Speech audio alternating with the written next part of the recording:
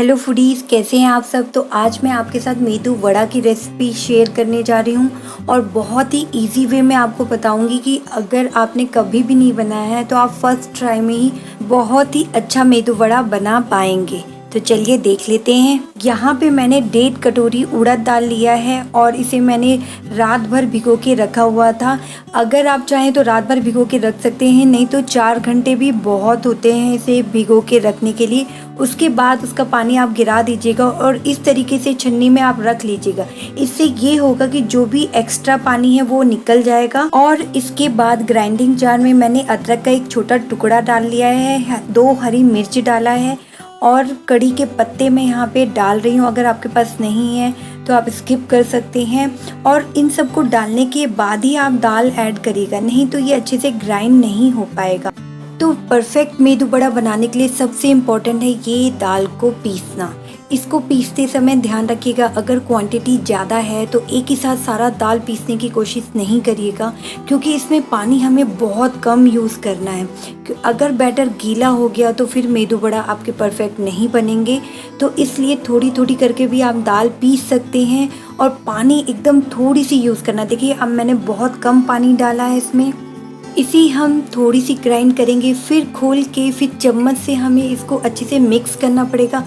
फिर थोड़ी देर हम ग्राइंड करेंगे। इस तरीके से ये दाल पीसता है, क्योंकि पानी कम यूज़ होता है तो दाल को इसी तरीके से आपको पीसना पड़ेगा, कम पानी यूज़ करके। तो कुछ देर की मेहनत के बाद दाल देखिए अच्छे से पिस चुका है और ये गीला नहीं है, गाढ़ा है। और आपको इसी तरीके का बैटर तैयार करना है।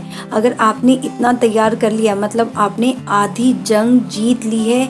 अब बाकी आधी तो हम जीत ही जाएंगे। अब पिसी हुई दाल को हम बर्तन में ट्रांसफ़र कर लेंगे और देखिए दाल कितना गाढ़ा है और इतना ही गाढ़ा होना चाहिए।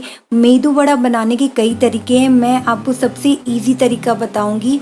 और यहाँ पे मैंने लिया है 1 टीस्पून नमक लिया है, हींग लिया है और आधा टीस्पून मैंने जीरा लिया है और यहाँ पे थोड़ी सी धनिया पत्ती मैंने कट करके रख लिया। अब इन सभी को हम ऐड कर लेंगे इसमें।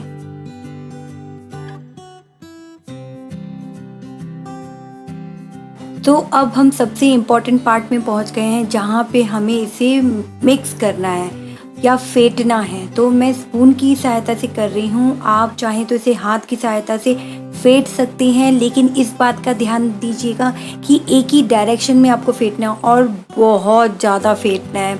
मतलब अभी तो मैं स्लैब में कर रही हूँ इसलिए आपको स्पीड नहीं दिखा सकती, पर मैं धीरे धीरे इसे अभी लेवल में ला रही हूँ।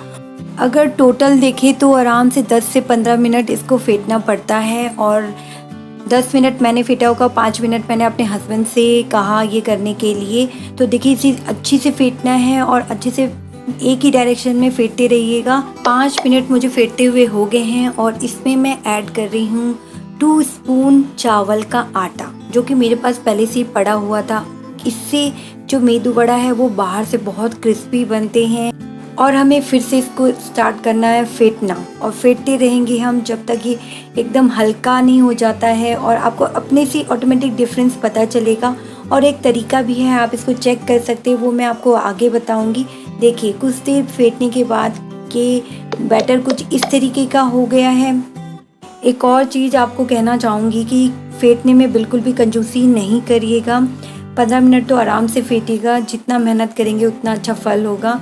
अब देखिए इसे चेक करने के लिए मैंने ग्लास में पानी लिया है और थोड़ी सी मैं पोर्शन हाथ में लेके इसे ग्लास में डाल दूंगी। अगर वो फ्लोट होके ऊपर आ रहा है मतलब बैटर हमारा बिल्कुल अच्छे तरीके से तैयार हो चुका है। तो आप इसे फेंटना बंद कर दीजिएगा और कढ़ाई में तेल गरम करने के लिए रख दीजिएगा।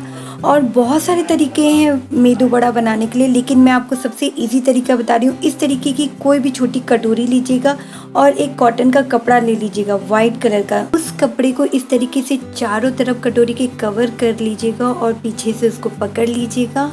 अब कपड़े के ऊपर दूसरे हाथों की सहायता से अच्छे से पानी लगा लीजिएगा ताकि कपड़ा गीला हो जाए।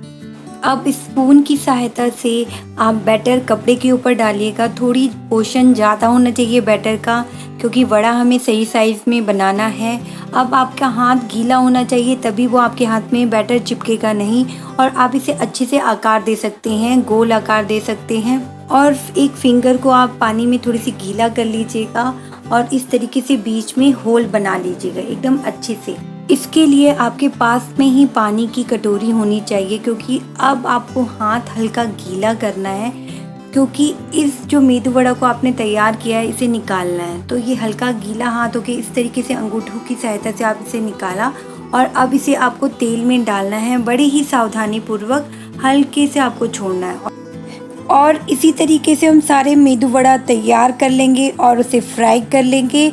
अगर आपको ये रेसिपी थोड़ी सी भी पसंद आ रही है तो चैनल को सब्सक्राइब और लाइक करना बिल्कुल नहीं भूलिएगा।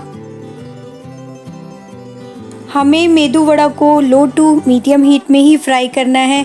अगर आप हाई फ्लेम में इसे फ्राई करेंगे तो वड़ा अंदर से कच्चा होने के चांसेस हो सकते हैं, तो आप इसे लो टू मीडियम हीट में ही फ्राई करिएगा।